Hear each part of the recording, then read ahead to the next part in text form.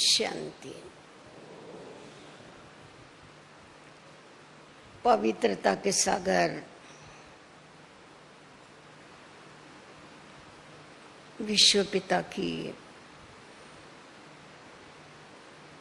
आदिदेव ब्रह्मा बाप की पहली रचना ब्रह्मा मुख वंशावली, सच्चे सच्चे रूहानी ब्राह्मण जिनका जन्म ही पवित्रता से होता है। आप अगर सृष्टि चक्कर की तरफ ध्यान देंगे तो सतयुग और त्रेता युग में योग बल की पैदाइश है, द्वापर और कलयुग में भोग बल की पैदाइश है। परंतु इस कल्याणकारी पुरुषोत्तम संगम युग पर हम ब्राह्मण बच्चों की ब्रह्मा बाप के मुख से पैदाइश होती है। तो जिनका जन्म ही पवित्रता के बल से हुआ है, पवित्रता के सागर के द्वारा हुआ है, जिनका स्वधर्म ही पवित्रता है, जिनका कर्म ही पवित्र दुनिया की स्थापना है, और जिस पवित्रता के बल से एक आदि सनातन देवी देवता धर्म की बाप हम बच्चों के द्वारा स्थापना करते हैं। बाबा कहते मीठे बच्चे, कभी कभी साकार बाबा बैठ करके हम बच्चों को कहते थे, बच्चे मेरी दाढ़ी की लाज रख। जो ब्राह्मण कुल का शान, ब्राह्मण कुल का सिंगार, ब्राह्मण कुल का श्वास पवित्रता है, उस पवित्रता को कभी भी छोड़ना नहीं, क्योंकि तुम बच्चों को बहुत बड़े कार्य के लिए बाबा ने निमित्त बनाया है। आप अगर धर्म स्थापकों की तरफ भी ध्यान देंगे तो जो भी मुख्य धर्म स्थापक होकर के गए हैं, उन्होंने जो धर्म की स्थापना की है उसका आधार पवित्रता का बल है। पवित्र आत्मा के बगैर धर्म की स्थापना हो नहीं सकती। उन्होंने तो सिर्फ ऊपर से अवतरित होकर के सतो प्रधानी आत्माओं ने परकाया प्रवेश करके धर्म की स्थापना की, परंतु हम ब्राह्मण बच्चों को बाबा ने अलौकिक जन्म दे करके पवित्र बनाया, और पवित्रता की इतनी महानता गहनता हम बच्चों को बताई, धारण कराई, जिसके आधार पर सिर्फ धर्म नहीं परंतु उसके साथ साथ राज भी स्थापन होता है। उन धर्म स्थापकों ने तो सिर्फ धर्म स्थापना का कार्य किया, परंतु शिव बाबा बच्चों के द्वारा धर्म और राज इन दोनों की स्थापना कराता है। तो इस पर से हमें समझ में आता कि पवित्रता की कितनी बड़ी शक्ति हम बच्चों के अंदर चाहिए, क्योंकि कहा ही जाता है religion is light, religion is might. तो ऑलमाइटी बाबा ने आके जिस धर्म की स्थापना किया उसमें इतनी माइट है, क्योंकि ऑलमाइटी ने स्थापन किया है, जिसका राज आधा कल्प तक चलता। वहां पर किसी की ताकत नहीं जो आकर के राज को छीन सके। इसीलिए बाबा हमेशा हम बच्चों को कहते वहां काल भी नहीं आ सकता, तो बाबा बच्चों को कहते कि बच्चे, मैं तुमको 21 जन्म का नहीं पर 21 पीढ़ी का राजभाग देता हूं। पीढ़ी का मतलब है फुल आयु, बीच में कभी भी किसी की अकाल मृत्यु नहीं होती। इन सब बातों का अगर आधार देखेंगे तो पवित्रता है, जिस पवित्रता को जीवन में धारण करके हम पवित्र दुनिया लाते। उस दिन भी बाबा की मुरली सुन रहे थे। बाबा ने कहा, मुझे बच्चे तुम्हारी और कोई मदद नहीं चाहिए, आप सिर्फ मुझे पवित्रता की मदद करो। एक जन्म के लिए पवित्र बन करके और बाप को पवित्र दुनिया स्थापन करने के मददगार बनो। बाबा तुम बच्चों से यही चाहते। तो आज हम इस बात के ऊपर विचार करेंगे कि बाबा की पवित्रता की परिभाषा क्या है। बाबा हम बच्चों से कौन सी पवित्रता चाहते हैं? ब्रह्मचारी रहना, ये तो ब्राह्मणों का आदि कर्तव्य है ही। वैसे भी आप सब यहाँ जो कुमार बैठे हैं, आप तो सब बाल ब्रह्मचारी हैं। पवित्रता की, ब्रह्मचर्य की वो ताकत तो है सब में, परंतु ब्रह्मा बाप की संतान होने के कारण सिर्फ ब्राह्मण माना ब्रह्मचारी नहीं, परंतु ब्रह्मा आचारी। ब्रह्मा बाप का आचरण करने वाले, अर्थात ही ब्रह्मा बाप को फॉलो करने वाले, कदम पर कदम रखने वाले, उसको कहा जाता है ब्रह्मा आचारी, अर्थात ब्रह्मा की संतान। तो बाबा ने हम बच्चों को बताया है कि दो प्रकार के ब्राह्मण हैं। एक है सो कॉल्ड ब्राह्मण, जो सिर्फ अपने को नामधारी ब्राह्मण, नाम से ब्राह्मण है, परंतु एक है कर्म के ब्राह्मण। तो यहाँ जो भी बैठे हैं वो सब कर्म के ब्राह्मण। तो बाबा हम बच्चों से जो पवित्रता चाहता है वो है मनसा वाचा कर्मणा, संबंध संपर्क, इन सब की पवित्रता। पवित्रता में बाधा डालने वाली भी बहुत बातें हैं, क्योंकि हम सबको मालूम है कि देवताएं जब वांग मार्ग में जाते हैं तो पहले पहले उनको क्या होता है, विस्मृति का अंधकार आता है। देह अभिमान के कारण उनकी पवित्रता खंडित होती है। देह अभिमान के कारण विकारों की प्रवेशता होती है, और ये जो बड़े ते बड़ा महाविकार है, काम महाशत्रु, ये जीवन के आदि मध्य अंत दुख देने वाला।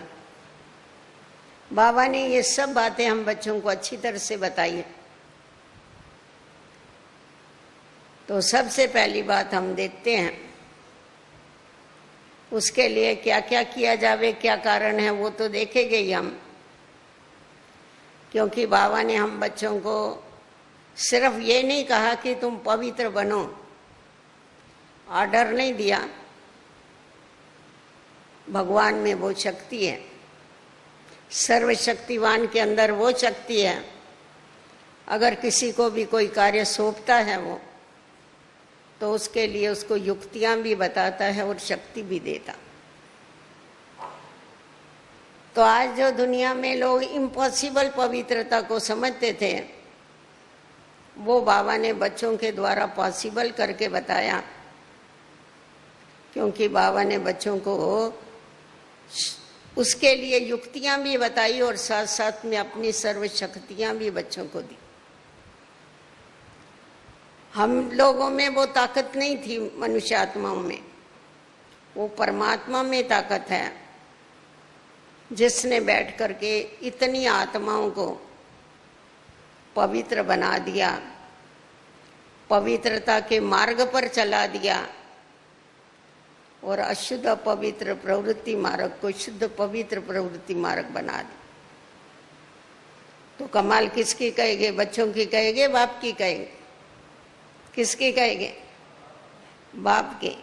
बाप कहता है मेरे बच्चों की कमाल है, तो आप क्या कहते हैं? बाप की कमाल है। देखो वैसे भी लौकिक में होता है ना, छोटे बच्चे होते हैं तो बाप बच्चों को क्या करता है? कंधे के ऊपर खड़ा करता है, कहता है बच्चे देख तू मेरे से भी बड़ा हो गया बेटा। बेटा बड़ा खुश होता है, मैं बड़ा हो गया। हाँ, उसको ये नहीं समझ होती है कि मैं किसके कंधे के ऊपर खड़ा हूं। तो आज हम लोगों की जो इतनी श्रेष्ठ और ऊंची जीवन बनी है, उसका कारण है बाबा। सब जरा चुस्त होके बैठना, पड़ोसी कोई सोया हुए उसको उठाना। हम तो हमेशा समझते कुमार माना चुस्त, हाँ सुस्त नहीं। ऐसे ऐसा क्यों हो गया है गला किस किसका? चुस्त होकर के बैठो या एक्सरसाइज कराई जावे, हाँ एकदम चुस्त हो जाओ।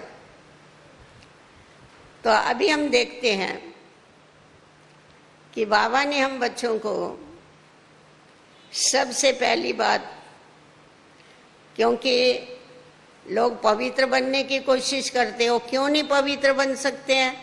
क्योंकि वो मनसा को नहीं सुधारते।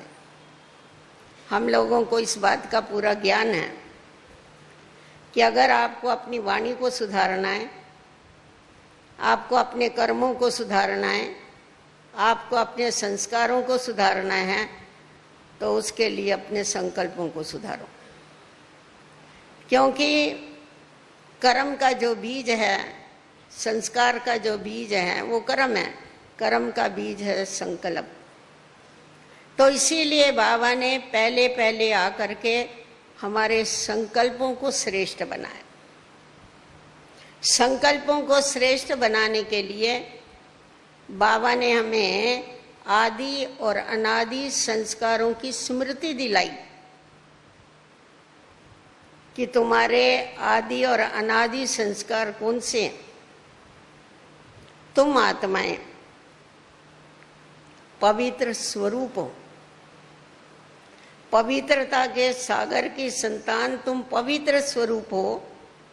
पहले पहले बाबा ने ये स्मृति बताई दी हम बच्चों को। जब तुम इस सृष्टि रूपी रंगमंच पर आए, आकर के तुमने भिन्न भिन्न वस्त्र धारण किए, उस सृष्टि के आदि में तुम आत्माएं संपूर्ण निर्विकारी। तो बाबा ने ये जब हम बच्चों को स्मृति दिलाई कि तुम पवित्रता के सागर की संतान पवित्र स्वरूप आत्माएं हो, तुम देवात्माएं संपूर्ण निर्विकारी हो, इस स्मृति से हमारे अंदर पवित्र बनने की समर्थी आ गई। क्योंकि जैसी स्मृति वैसी स्थिति होती। तो बाबा ने हमारे अंदर ये समर्थी पैदा किया, शक्ति पैदा किया कि अरे मैं ही पवित्र आत्मा, मैं ही संपूर्ण निर्विकारी आत्मा, एक बार ही थोड़ी बनी, मैं तो अनेक बार बनी। तो इस स्मृति से क्या हो गया, हमारे अंदर वो शक्ति आई, और जिस शक्ति को धारण करके हमने अपने विकारी जीवन का त्याग करके क्या किया, पवित्रता के मार्ग को अपना लिया। तो अभी बाबा जो हम बच्चों को कहते हैं कि बच्चे तुम्हें अपनी मनसा को भी पवित्र बनाना है। शुरू से लेकर के मम्मा का इस बात की तरफ बड़ा ध्यान रहा। बाबा कहता था बच्चे संकल्प विकल्प आएंगे तो हर्जा नहीं है, मनसा में कुछ भी आया तो हर्जा नहीं, पर वाणी और कर्म से नहीं होना चाहिए, नहीं तो पाप पड़ जाएगा। मम्मा कहती थी नहीं, आप लोग इतना गफलत में नहीं रहना। आज बाबा छोटे छोटे बच्चे समझ के आपको ये छूट देते हैं, पर आगे चल के देखना बाबा आपको ये भी कहेगा कि मनसा में भी संकल्प विकल्प आना ये पाप। मम्मा ने इसीलिए शुरू से लेकर के इस बात का बड़ा पुरुषार्थ किया और अपने संकल्पों के ऊपर कंट्रोल रखा, इसीलिए वो मम्मा बन गई। तो सबसे पहली बात हम देखते हैं कि मनसा के अंदर जो विकल्प आते हैं, विकल्प माना विकारों के अधीन हुए संकल्प। अगर कमजोर आत्माएं हैं तो विकारों के अधीन हुए कोई भी विकार, फिर विकार तो विकार है, पॉइजन तो पॉइजन है। ऐसा नहीं काम महाशत्रु है, क्रोध मित्र है, लोभ मित्र है, नहीं, सब शत्रु। ज्ञानी तो आत्मा के ये जो 5 भूत है ये महावैरी है। और ये भूत अकेले नहीं आते हैं, पलटन सहित आते हैं, अपने सबको लेकर के आते हैं, बाल बच्चों को, क्योंकि इनका बहुत बड़ा पसारा है, आधा कल्प राज किया है। आप क्या समझते हैं? तो इनकी सेना कोई छोटी थोड़ी होगी, बहुत बड़ी सेना को लेके आते हैं। कभी किसको भेज देंगे, कभी चूहे को, कभी कौवे को, ऐसे छोटे छोटे विकार। ईर्षा आ गई, रीस आ गई, ये क्या है? इसको विकार कहेंगे क्या गुण कहेंगे? ये भी तो विकार है ना। ये पवित्रता है या अपवित्रता है? इसको क्या कहेंगे आप? पवित्रता नहीं है ना ये। तो बाबा ने हम बच्चों को पहले ये बताया कि बच्चे अपने मनसा को पवित्र बनाओ। किसी भी विकार के अधीन तुम्हें संकल्प चला, विकल्प चला, तो ये भी पाप है। अभी तो बाबा हम बच्चों को यहाँ तक कहते हैं कि व्यर्थ संकल्प जो है वो भी पाप के खाते में जमा होता। इसीलिए हमें अपनी मनसा के ऊपर पूरा जाप्ता चाहिए। जाप्ता मीन्स कंट्रोल। अगर हमने मनसा को कंट्रोल किया, दुनिया वाले बोलते हैं मन जीते जगत जीत, हम समझते नहीं थे मन जीते जगत जीत। अभी वो तो ऐसा ही बोल देते, पर हम समझते हैं कि अगर हम संकल्पों को कंट्रोल में चलाया तो सब कुछ कंट्रोल में चलता है। तो इसीलिए मनसा के लिए बाबा ने हम बच्चों को क्या किया, मन मना भव का महामंत्र दे दिया कि आप मन मना भव की स्थिति में रहो। मन को सदैव बाबा के साथ लगा करके रहो, बिजी रहो। जो बिजी रहते हैं वहां पर व्यर्थ आने का चांस ही नहीं होता। किसी ने पहले बीच में काफी बरस हुए, तभी बाबा का व्यर्थ संकल्पों के ऊपर अव्यक्त बाबा की बहुत वाणियां चली। तो बाबा ने बताया व्यर्थ संकल्प किसको चलते हैं? जो फ्री है। बाबा ने तुम्हें अविनाशी ज्ञान खजाना दिया हुआ है, क्या तुमको उस ज्ञान खजाने के साथ खेलना नहीं आता है? बाबा ने तुम बच्चों को विश्व कल्याण का कार्य दिया है, क्या तुमने वो पूरा कर दिया है? जो तुम फ्री हो गए और व्यर्थ संकल्प उठाना चालू कर दे। जो फ्री बैठेगा वो व्यर्थ संकल्प उठाएगा। तो बाबा ने जो इतना हमको अखुट खजाना दिया हुआ है, तो मन को पवित्र बनाने के लिए, मन से अपवित्रता को निकालने के लिए हमें अपने ज्ञान खजाने को भरने की आवश्यकता। जितना जितना हम समर्थ संकल्पों से भरते जाते हैं, जितना जितना हम अध्ययन करते हैं, अध्ययन करने के बाद हम मनन और चिंतन करते हैं, उतना उतना मनसा व्यर्थ संकल्पों से मुक्त होती जाती। संकल्प आएंगे तो भी समर्थ संकल्प आएंगे, जितने जरूरी है उतने संकल्प आएंगे और श्रेष्ठ संकल्प आएंगे, फालतू संकल्प नहीं आए, क्योंकि फुर्सत ही नहीं है। तभी बाबा हम बच्चों को कहते हैं कि बच्चे आप मुरली को ध्यान से सुनो, ध्यान से सुन के फिर उसके ऊपर क्या करो, मनन चिंतन करो। यहाँ बैठते हैं ना क्लास में, जब भी मुरली चलती है तभी सचमुच हम उस विधि से सुनते हैं कि बाबा मेरे को सुना रहा। नहीं तो क्या होता है, आपस में एक दो को पहचानते हैं ना, समझते कोई ऐसी पॉइंट आती है, समझते अरे ये पॉइंट ना उसके लिए, दूसरी पॉइंट आएगी, फिर देखेंगे वो क्लास में है क्या नहीं दूसरा भाई या बहन। हाँ, फिर समझेंगे ये पॉइंट उसके लिए, फिर कभी नहीं आया होगा तो अच्छा मैं उसको जाके ये सुनाऊंगा, ये बहुत अच्छी उसके लिए पॉइंट चली। फिर सबके लिए हम इधर ही बांट के दे देते हैं पॉइंट, और हमारे पास कुछ भी नहीं रहता। तो इसीलिए बाबा कहते हैं कि हमेशा मुरली सुनते समय ये ध्यान में रखो कि बाबा मेरे लिए इस सृष्टि पर आया है, बाबा मेरे को सुना रहा है, बाबा मुझे पढ़ा रहा, क्योंकि मुझे राजा ही चाहिए, मुझे राजा ही चाहिए तो मुझे फिर पढ़ना भी है ना, ऐसा ही। तो इस विधि से अगर हम सुनते हैं तो वो ज्ञान क्या होता है, हमारे स्वरूप में आता है। और बाबा को ज्ञानी तो आत्माएं प्रिय, उस ज्ञान को हम प्रैक्टिकल में ला सकते हैं। तो उसके लिए मनसा को फ्री करने के लिए एक तो हमें मनमना भव की स्थिति में रहना है, मनसा को श्रेष्ठ बनाने के लिए विचार सागर मंथन करने की आवश्यकता है। क्योंकि आपको मालूम है कि जिस समय पर रवई लगाते हैं तो उसमें से मक्खन निकलता है, दही को रवई लगाएंगे, मक्खन खाएंगे तो शक्ति आती है, दही से ठंडक आएगी, शक्ति नहीं आएगी। तो बाबा कहते हैं भक्ति मार्ग की बातें तो छाछ है, उससे ठंडक आई, बहुत अच्छा बहुत अच्छा, परंतु शक्ति आएगी ज्ञान मंथन करने से, उसका हमारे को इसेंस मिलता है, उसके हम डीप में जाते हैं। तो जितना जितना ज्ञान के डीपनेस में जाते हैं उतना उतना हमारे को रत्न मिलते हैं, जिन रत्नों को हम क्या कर सकते, सहज अपना बना सकते। तो मनसा को व्यर्थ संकल्प उठाने की मार्जिन ही नहीं रहती है, क्योंकि ज्ञान का खजाना भरपूर। अगर ज्ञान का खजाना हमारे पास नहीं है, व्यर्थ संकल्पों के ऊपर कभी कंट्रोल नहीं हो सकता। अगर ज्ञान का खजाना भरपूर है, कोई बात हम देखते हैं तो भी उस समय वो ज्ञान सामने आता है, बाबा ने ये समझाया, देखो बाबा ने ये कहा, तो व्यर्थ भी क्या हो जाता है, उसको निगेटिव को हम पॉजिटिव में ले लेते। तो इसीलिए मन को सबसे पहले तो सुधारने की आवश्यकता है। लोग कहते हैं मन को मारना चाहिए, मारना नहीं चाहिए, मन को सुधारना चाहिए। जो उल्टा सोचता है ना, उसको उल्टा सोचने की आदत डालनी। उसके बाद दूसरी बात हम देखते हैं वाणी की, वाणी की पवित्रता। वाणी की पवित्रता क्या है, सत्यता। वाणी की पवित्रता क्या है, मधुरता।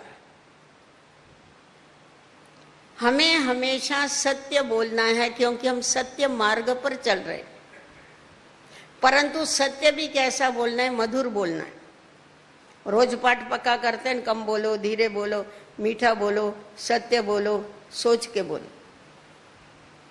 नहीं तो पहले क्या कहते थे, नहीं मेरे को, मेरे मन में नहीं था, ऐसा ही निकल गया मुंह में से, मुंह मेरा और निकल गया।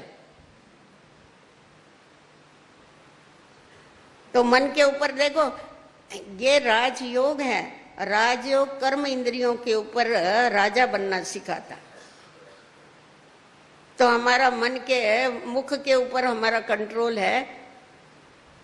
कोई कोई कहता है बहन जी हम ना ज्यादा नहीं बोलते, कभी भी हम बहुत कम बोलते हैं, पर ऐसा बोलेगे सामने वाला बरस भर रोता रहेगा। ऐसा बोलना क्या है, ये प्यूरिटी है, ये अच्छाई है, गुण है। बाबा ने हम बच्चों को बताया कि बच्चे तुम्हें हमेशा क्या करना है, निर्भयता होगी तो ही सत्यता को धारण कर सकते, आप नहीं तो नहीं कर सकते। वास्तव में प्यूरिटी वो चीज है वाणी की, जो अंदर वो बाहर। कोई कोई डुप्लीकेट होते हैं ना, अंदर एक बाहर दूसरा। अंदर मन में कुछ और चलता होगा, बाहर दूसरा चलेगा, नहीं। बाबा ने हमें वाणी की जो पवित्रता बताई वो क्या है, हमेशा जो बोलना है आप सत्य बोलो, परंतु सत्य सभ्यता से बोलो। सभ्यता छोड़ के कभी भी सत्य नहीं बोलना चाहिए। कोई कोई कहते हैं देखो हमारे को ना सामने वाला झूठ बोलता है ना तो हमको बहुत गुस्सा लगता है। अभी जिसने झूठ बोला उसने पाप किया, विक्रम किया, ठीक है ना, और हमने गुस्सा किया, ये क्या हुआ, ये पुण्य हुआ पाप हुआ, क्या हुआ है, ये भी तो पापी हो गया ना। तो उसमें और हमारे में अंतर क्या हुआ। तो अगर समझो सत्य बोलना है, मतलब सत्य ही बोलना है, परंतु उसको युक्ति युक्त, राज युक्त बोलो आप। बाबा बड़ा अच्छी तरह से, साकार बाबा बहुत मजे से समझाते थे बच्चों को। बाबा कहते थे देखो बच्चे, समझाने का भी अक्कल चाहिए, अक्कल। कैसा अक्कल देखो सीखो। अभी कोई काना है, काना समझते हो ना, एक आंख है, उसको तुम बोलेगे तुम काना है, उसको खराब लगेगा अच्छा लगेगा?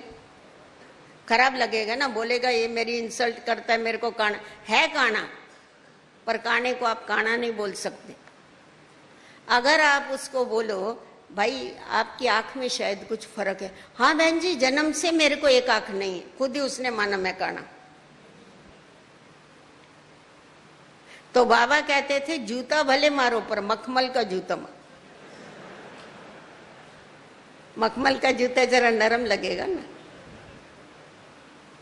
माना सत्य बताओ, परंतु सत्य आप युक्ति से बताओ, मिठास से बताओ, जो सामने वाले को कड़वा नहीं लगे। लोग क्या कहते हैं, सत्य कड़वा होता है। कड़वा नहीं है, सत्य मीठा है, पर बताने वाला कड़वा है, इसलिए उसको कड़वा लगता है। अगर उसको मिठास से बताया जावे तो उसको रियलाइज होता है। आप सीधा किसी को बोलेगे तुम पतित है, तो उसको अच्छा लगेगा? तू भ्रष्टाचारी है, अच्छा लगेगा? हाँ, आप कहेंगे देखो सारी दुनिया ही पतित है। हाँ बहन जी सचमुच सारी दुनिया। अरे तो सारी दुनिया में तू आ गया कि नहीं आया? आया या नहीं आया?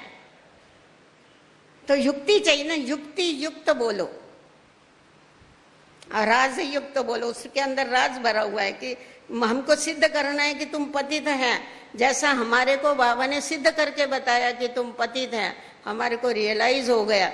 रियलाइज होने के बाद हमने क्या किया, अपने को सुधारना चालू करे। अरे हम पतित है, भगवान के बच्चे नहीं, मुझे पावन जरूर बना, बताया ना बाबा ने।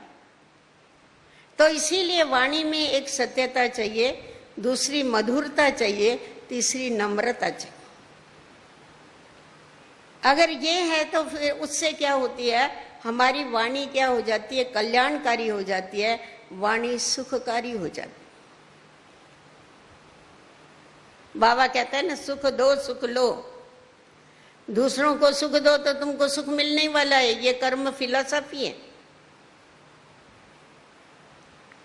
तो जैसा कर्मों के द्वारा दूसरों को सुख दिया जाता, वैसा ही वाणी के द्वारा भी दूसरों को शुभ भावना, शुभ कामना रख करके क्या करो, उनको रियलाइज कराओ, तो वो अपने जीवन को क्या कर सके, परिवर्तित कर सके। और जो सोचते हो वही बोलो, जो बोलते हो वो करो।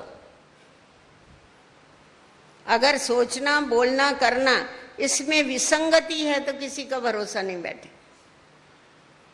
परंतु अगर हम तीनों को एक करके चलते हैं, जैसा हमारे सामने साकार मम्मा बाबा हैं, हमारी दादियां हैं आदर्श, तो सबको तीनों को एक करके चलते हैं, तो जो बोलेंगे वो करेंगे। आपको मालूम है ना, हंसी की बात सुनाती, क्योंकि आप लोगों की किसी को नींद तो नहीं आ रही अभी, उठ गए ना सब? अच्छा, सोए थे, कोई कोई थोड़े सोए थे।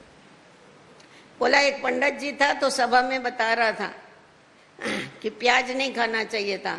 एक ऐसा चंड आदमी बैठा हुआ था, उसको मालूम था ये प्याज खाता है। तो उसने गुरुजी से पूछा, गुरुजी आप प्याज नहीं खाते होगे? बोला हरे हरे हरे हरे हरे हरे हरे माना वो हरा हरा प्याज होता है ना, उसके पीछे वो होता है तो हरे हरे का दो अर्थ हो गया। और दूसरों ने समझा हरे हरे माना इसने बोला नहीं खाता, परंतु हरे हरे हरे इसने समझ लिया। तो विसंगति नहीं होनी चाहिए, तुम जो बोलते हो उसको प्रैक्टिकल में करो। तो बाबा हम बच्चों को कहता है कि बच्चे तुम अपनी वाणी में मधुरता धारण कर लो, अपनी वाणी में सत्यता धारण कर लो, और नम्रता धारण करके विश्व का कल्याण करो। तो क्या होगी, तुम्हारी वाणी ये पवित्र वाणी हो गई। तुम्हारे असत्य नहीं निकल, असत्यता ये अपवित्रता। उसके बाद तीसरी बात हम देखते हैं, किसी को पत्थर नहीं मारो। मुख से पत्थर मारना हो जाता है ना, शब्द ऐसे बोले वो जो पत्थर है उसका घाव निकल जाता है, परंतु ये शब्द रूपी पत्थर का घाव नहीं निकलता। ये काम हमें नहीं करना। अभी कर्मों की बात आ गई। कर्मों में पवित्रता को धारण करना है। कर्मों में पवित्रता को धारण करना माना सुखदायी कर्म करना, किसी का नुकसान हो ऐसा नहीं, सर्व का भला हो, सर्व का कल्याण। और बाबा ने हम बच्चों को ये बताया कि बच्चे, सबसे बड़ी सेवा ये कर्मों की सेवा है। तुम मनसा के द्वारा योग का दान दे सकते, शक्तियों का दान दे सकते, वाणी के द्वारा ज्ञान का दान दे सकते हैं, कर्मों के द्वारा आप गुणों का दान दे सकते। किसी को भी गुणवान बनाना है तो उस गुण को पहले हमें जीवन में धारण करना। अगर हमने उसको जीवन में धारण नहीं किया तो सामने वाले को हम धारण नहीं करा सकते। इसीलिए पहले क्या करना पड़ेगा, जैसा कर्म मैं करूंगा मेरे को देख के और करेगी। अगर ये बात मेरे को याद है तो हमारे कर्मों में प्यूरिटी जरूर आएगी। बाबा ने इस स्लोगन इसीलिए हमको दिया, प्यूरिटी माना श्रेष्ठता। तो हमारे को देख के करने वाले बहुत है, हर एक के पीछे बहुत लंबी लंबी क्यों लगी हुई है देख के फॉलो करने वाले। अगर कुछ भी किया लोग खुश होते हैं, हमको ना अभी इतना बरस हो गया ज्ञान में, इतना बहुत अच्छी बात है, बड़ी खुशी की बात है। परंतु जितने पुराने होते हैं उतनी रिस्पॉन्सिबिलिटी बड़ी होती, क्योंकि अगर हम पुराने हो गए तो हमारे को नए देखने वाले बहुत होते हैं कि ये इतने बरस से चल रहे हैं तो इनमें कितना सुधार आया है, परसेंटेज, वो देखने वाले भी बहुत हैं। तो इसीलिए हमें अपने कर्मों को ऐसा आदर्श बनाना है, अपने कर्मों को ऐसा श्रेष्ठ बनाना है, अपनी जीवन को ऐसा सिंपल बनाना है जो औरों के आगे हम सैंपल होकर के खड़े हो सकें। वैसा भी कोई भी माल जब खरीद करना होता है, दुकानदार के पास जाते हैं, कितने सैंपल निकाल के बताता है, क्या वैरायटी बताता है कि हमारा ग्राहक जाना नहीं चाहिए, सैंपल बताता है। तो आज हम जैसा मम्मा बाबा का उदाहरण देते हैं वैसा हम भी उदाहरण मूर्त बने। उदाहरण मूर्त ही विश्व का उद्धार कर सकते। जो उदाहरण मूर्त नहीं बनेंगे वो विश्व का उद्धार नहीं कर सकते। तो उसके लिए हमारे को सुखदायी कर्म करने हैं। बाबा कहते थे बच्चे, अच्छे के साथ तो कोई भी अच्छा रह सकता है, पर बुरे के साथ भी अच्छा रहना ये सबसे कमाल की बात। कोई कैसा भी बर्ताव करे पर तुम अपनी अच्छाई को नहीं छोड़ो, तुम अपने सुखदायी कर्म नहीं छोड़ो। तुम्हारा काम है सुख देना, वो भले दुख देता रहे। कहते हम इतना समय उसके साथ अच्छा बर्ताव करते हैं पर वो तो स्वीकार ही नहीं कर। अरे उसमें इतनी ताकत है बुराई में जो हमारी अच्छाई उस तक नहीं पहुंचती है, और उसकी बुराई ऐसी है जो हमारे अच्छाई तक पहुंच जाती है, हमारी अच्छाई गायब हो जाती है। ये कैसा? नहीं, हमें सुखदाता के बच्चे होने के कारण हमें क्या करना है, सबको सुख देना, अपने कर्मों को श्रेष्ठ बनाना है। कर्मों को श्रेष्ठ बनाने के लिए अपनी कर्म इंद्रियों के द्वारा हमें क्या करने का है, कभी भी किसी को दुख मिले ऐसा कार्य नहीं करना। बाबा आके सुख देता है ना, इसीलिए तो दुख हरता सुख करता गाया जाता है। ऐसा नहीं सिर्फ ज्ञान धन देते हैं तो उस किसको सुख मिलता है। आज हम देखते, देखो यज्ञ में अभी आप लोग इतने आए, इतनों की भट्ठी चल रही है, आप लोगों को उससे कितनी प्राप्ति हो रही, खुश हो रहे हैं ना। खुश क्यों हो रहे?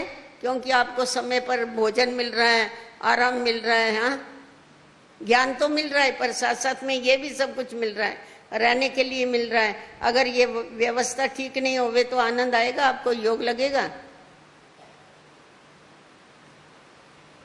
ये भी जरूरत है। इसमें भी तो मार्क्स मिलते हैं ना, कर्मों के कितने मार्क्स मिलते हैं।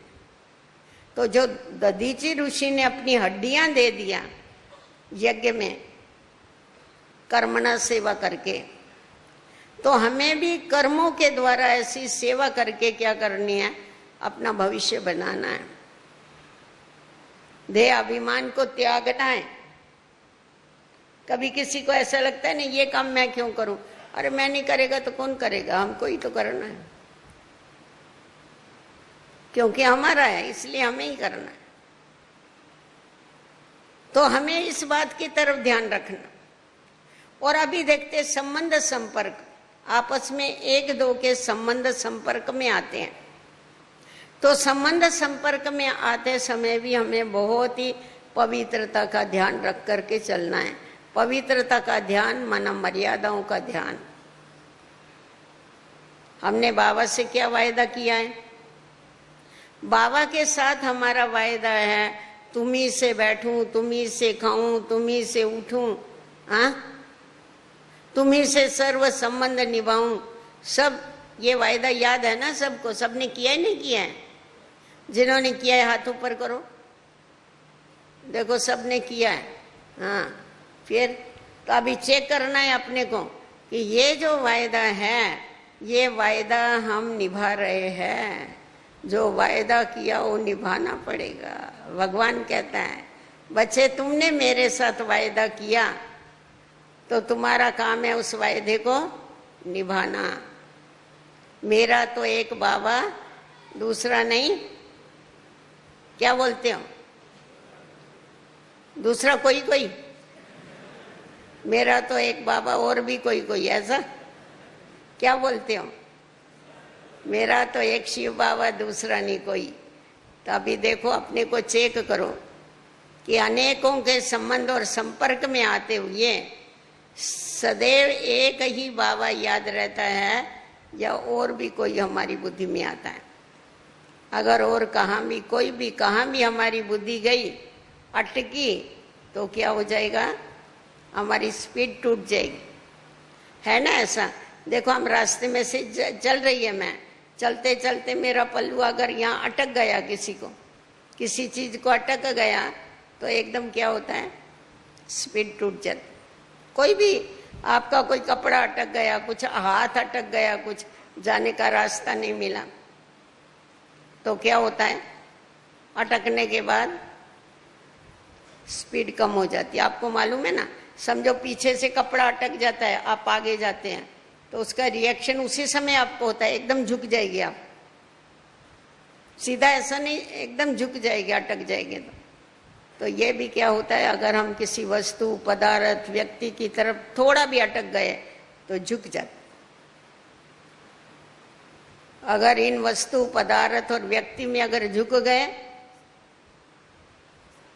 तो बाप कहाँ रहा? बाप तो भूल जाएगा। तो हमेशा ये ध्यान में रखना है कि हमें सर्व के साथ स्नेह के साथ चलते हुए, सर्व के साथ संबंध निभाते हुए, परंतु सदैव बुद्धि में एक ही बाबा को रखना है। बाबा के साथ सदैव कंबाइंड रहो। जब अपने को बाबा के साथ सदैव कंबाइंड समझते हैं तो व्यर्थ को आने की ताकत नहीं होती, क्योंकि हमारा साथी सर्व समर्थ है। तो जिनका साथी सर्व समर्थ है वहां पर इम्प्योरिटी आ नहीं सकती।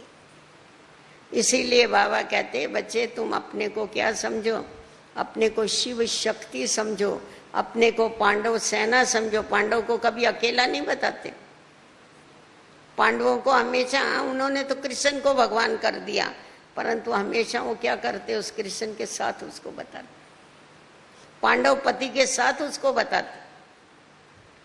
तो बाबा हमारे साथ है, हम बाबा के साथ हैं, और ये ऐसा साथी है जो हर पल हमारे को क्या देता है? साथ देता है। हर कठिन समय पर हमारे को क्या करता है? मदद करता है। दूसरे साथी तो कठिन समय क्या करेंगे? किनारा कर देंगे, परंतु ये कभी भी किनारा नहीं करते।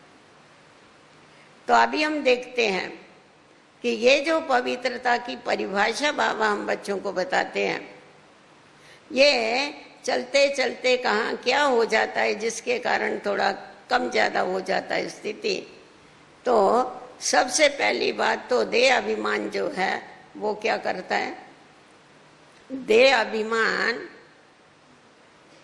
पवित्रता को खंडित करता है। इसीलिए बाबा ने हम बच्चों को पहला लेसन कौन सा दिया? आत्माभिमानी भव। अपने को आत्मा समझो, अपने को आत्मा समझो, अपने को आत्मा समझो।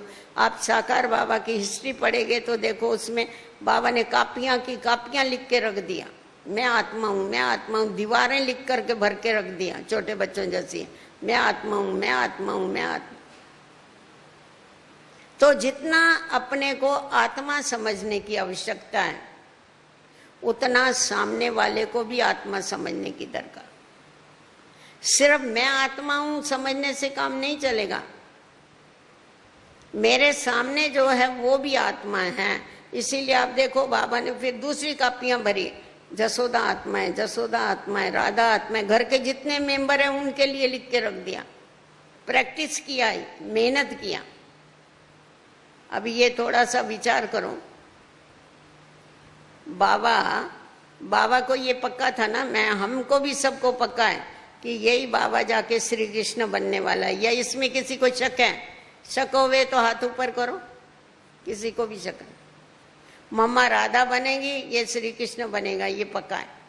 हमको पक्का है तो उनको तो पक्का था ही ना। परंतु पक्का होते हुए भी उन्होंने अपने साथ इतना पुरुषार्थ किया, रात रात जाग करके अभ्यास किया इन बातों का। आपको और हमारे को तो पद का ठिकाना नहीं है, तो भी हम बहुत मजे से चल रहे हैं। हाँ, यहाँ है कोई किसी का नंबर फिक्स है?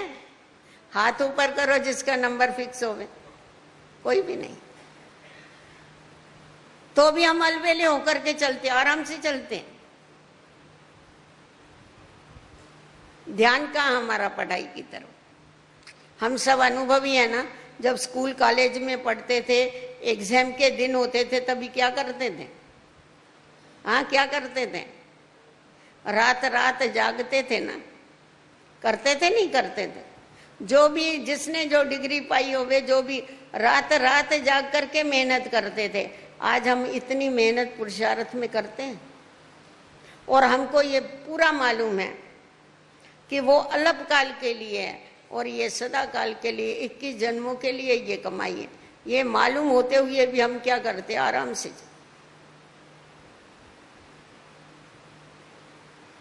तो अभी बाबा ने हम बच्चों को जो ये आत्मिक स्थिति ये पवित्रता को लाती है, क्योंकि आत्मा है ही पवित्र। और रूहानी दृष्टि। विकार पैदा कभी होता है? जब देह के अभिमान में आते हैं, सामने वाले को देह देखते, तभी विकार की उत्पत्ति होती। कोई भी विकार, मोह आएगा तो भी देह के अभिमान में आएंगे ना, ये मेरा फलाना फलाना है, तभी मोह आया। लोभ आएंगे तभी आएगा ना, देह अभिमान आएगा तभी आएगा ना, कि मेरे को रखना है, संग्रह करके रखना है। अरे इतने बाल बच्चे हैं, फलाना है, टीरा है, उनके लिए रखना है, ये क्या है? तो विकारों की जननी कौन है? देह अभिमान। तो इसीलिए बाबा ने पहले हमारे को कौन सा पाठ पक्का करने को बोला? आत्माभिमानी। बच्चे घोटो, मैं आत्मा हूं, मैं आत्मा हूं, मैं आत्मा हूं, घोटो। अपनी घोट तो नशा चढ़े। तो जितना जितना घोटेगे, अपने साथ पक्का करेंगे, उतना उतना ईश्वरीय नशा चढ़ता जाएगा। क्योंकि मैं आत्मा किसकी संतान? सर्वशक्तिवान की संतान हूं। फिर जैसा ये पॉइंट अपने साथ घोटने से विकार भागते जाते हैं, वैसा ही ये भी हमें करना है। अपनी दृष्टि को पवित्र बनाने की जरूरत। दृष्टि तभी पवित्र बनेगी जब हमारी वृत्ति में रूहानियत हो। सामने वाले को देखेंगे तो देह को नहीं देखो। बाबा ने बताया ना उस दिन, बाबा ने एक बार अव्यक्त बाबा ने बताया, ये सन्यासी जो है ये स्त्री को नागन क्यों कहते हैं? क्योंकि ये शरीर जो है ये विष से पैदा हुआ है, विषारी है। विकारों को विष कहा जाता है ना, विष से पैदा हुआ है। तो ये क्या करते हैं? सर्प को देखते हैं, जिसके कारण उनको विष चढ़ता है। परंतु अगर मस्तक मणि को देखो तो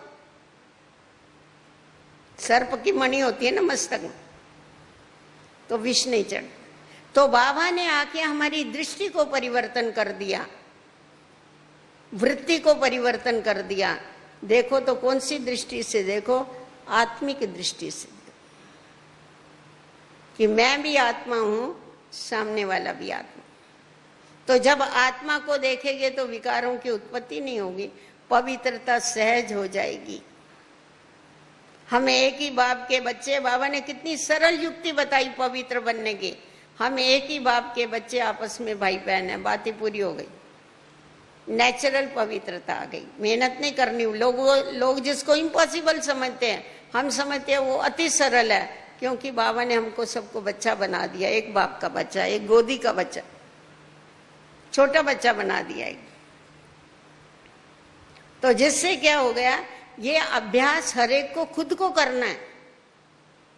जैसा बाबा ने मम्मा ने खुद किया अभ्यास, वैसा हमें खुद को ये अभ्यास करना है।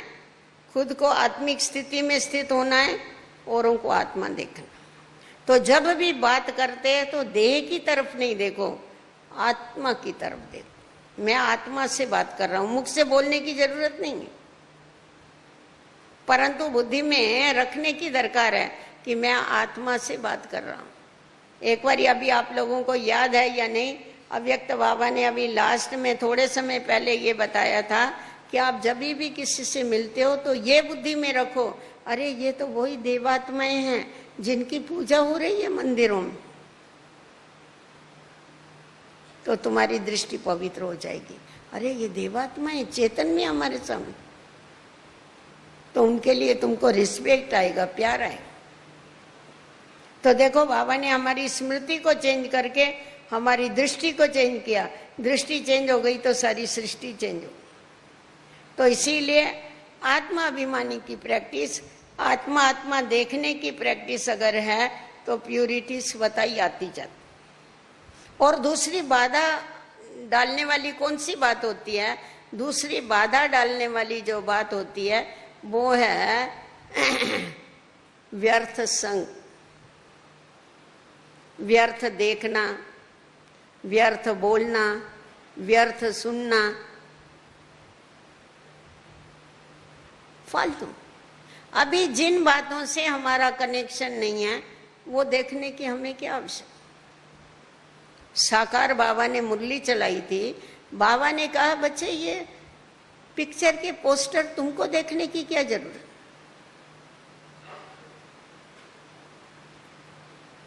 तुमको देखने की क्या जरूरत है? देखेंगे तुम्हारे संकल्प चलेंगे, अच्छे संकल्प तो चलेंगे नहीं, उल्टे संकल्प। बाबा ने तो यहां तक कहा ना, सिनेमा माना सीन की माँ, ये तो पाप की माँ है। अब पहले तो लोग थिएटर में जाते थे सिनेमा देखने, अभी तो घर घर थिएटर बना हुआ है, सबके पास टीवी है। तो उसमें कितना समय जाता है? कहेंगे नहीं बहन जी हम पिक्चर नहीं दे, सीरियल आता है ना वो देखते हैं। अरे सीरियल देखो या फीरियल देखो, विकार तो उसमें भरे हुए होते हैं। वो क्या देही अभिमानीपन की बात होती है क्या उसमें? तो ये फालतू बातें देखने का, जो व्यर्थ देखने का इंटरेस्ट है, इसका मतलब हमारा आंखों के ऊपर कंट्रोल नहीं है। आंखों के राजा नहीं बने ना हम, ऊपर व्यर्थ चीजें देखने का इंटरेस्ट। जैसा अन्न का मन के ऊपर असर होता है, वैसा ही देखने का भी मन के ऊपर असर होता है, सुनने का भी मन के ऊपर असर होता है। ये भोजन है उसका, जो सुना हुआ होगा ना वो वापस स्मृति में आता रहेगा, उसके ऊपर, मन के ऊपर उसका असर होता रहेगा। इसीलिए जिन बातों से हमारा कनेक्शन नहीं है वो बातें हमें सुननी नहीं। जिन बातों से हमारा कनेक्शन नहीं है वो हमको देखना ही नहीं है। हमको जहां जाना ही नहीं उसका रास्ता क्यों पूछना? हमको तो जाना है अपने घर, हमको जाना है नई दुनिया में, फिर हम क्यों पूछे उसका रास्ता? हमारे क्या जरूरत है ये सब कुछ करने की?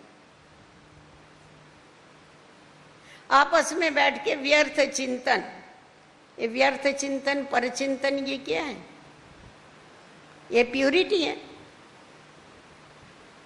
नहीं, कभी भी आपस में हम मिलते हैं तो ज्ञान का चिंतन करें, ज्ञान का वर्णन करें, आपस में एक दो की विशेषताओं का वर्णन करें कि ये देखो ये पुरुषार्थी कैसे आगे जा रहे हैं, हम भी ऐसे आगे जावें। अच्छी बातों का वर्णन करें। वास्तव में जो पाप है ना, ये बड़े सूक्ष्म होते हैं। बाबा ने बहुत अच्छी तरह से ये बताया कि ये छोटे छोटे जो पाप हैं, ये छोटे छोटे पाप करने से बहुत बड़ी गठड़ी बन जाती।